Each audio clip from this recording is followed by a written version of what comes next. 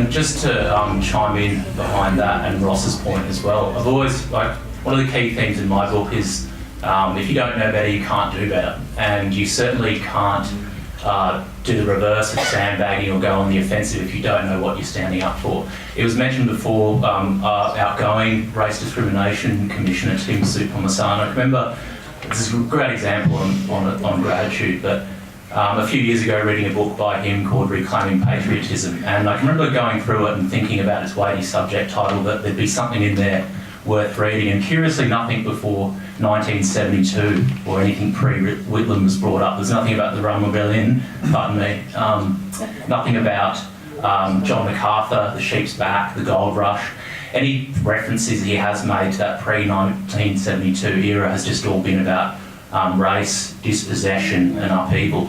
And it was said of Winston Churchill that one of his great attributes, that he was such a great statesman because he could look further back to see further forward.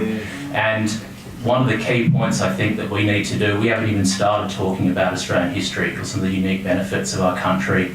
And I'm glad that we have someone on the panel, Keith Winshuttle, who actually talks about Australian history pre-1972. And I remember reading one of his books, and I've got the quote here where he cites W.J.F. Jenner. And this is really an illuminating point, and I'll quote, "Before 19th century pressures from the imperialism of Europe and America, there was nothing remotely like the notions of positive political freedom or political rights within the public life of society that we have developed at the western end of Eurasia over the last 2,500 years.